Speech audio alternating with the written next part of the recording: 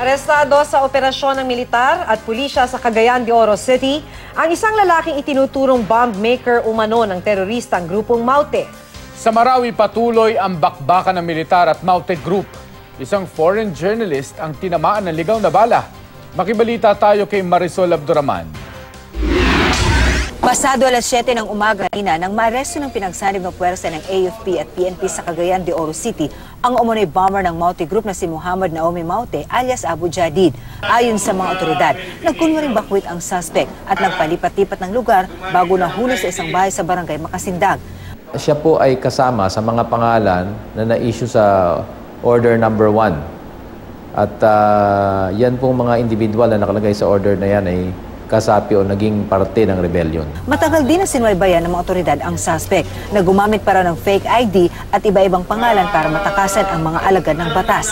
Wala namang nakuhang armas o pampasabog mula sa suspect, maliban na lang sa kanyang damit at cellphone. Mariing itinanggi ng inaresto na miyembro siya ng Maute Group.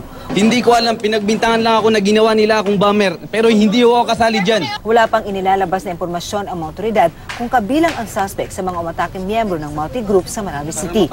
Sumuko naman sa mga otoridad sa Coronadal City si TESDA Provincial Director Talim Bayabaw, na kasama rin sa mga pinaaresto kasunod ng pagdedeklara ng martial law sa Mindanao. Ayon kay Bayabaw na dating city engineer ng Marawi City, maaaring nadamay lang siya dahil dawit din sa Maute Group ang dalawang dating alkalde ng lungsod na pinagsilbihan niya. Na hindi ko malubos maisip kung paano nangyari na punta doon ang pangalan ko. Na alam ko naman ng sarili ko na wala akong sinalihan ng mga revolutionary group. Iniimbestigahan na ng pulisya si Bayabaw para malaman kung may sapat ba na basehan para kasuhan siya. Patuloy pa rin ang pagdating ng mga karagdagang tropa ng gobyerno habang umuusad ang opensiba ng militar kontra Maute sa Marawi City. Kasama sa mga dineploy sa war zone ang ilang K9 unit na aalalay sa ating mga sundalo sa mga clearing operation. Malaking tulong daw ang K9 dogs lalong-lalo na sa paghahanap ng mga improvised explosive device na itinanim ng mga terorista. Sa kasagsagan naman ng mainit na bakbakan sa war zone kanina, isang foreign journalist ang tinamaan ng ligaw na bala.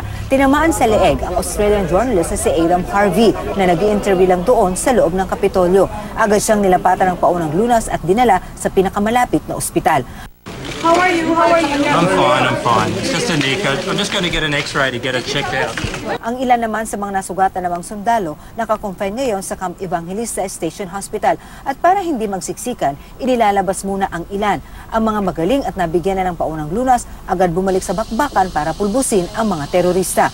Naiuwi naman sa kanyang pamilya sa Bolinao, Pangasinan ang labi ni Private First Class Eddie Cardona Jr. na nasawi sa bakbakan sa Marawi City. Bagamat nagdadalamhati ang pamilya Cardona, tanggap na raw nila ang nangyari sa sundalo dahil bahagi ito ng sinumpaan niyang tungkulin. Ang 11 namang bangkay na hindi pa tukoy ang pagkakakilanlan, inilibing na rin.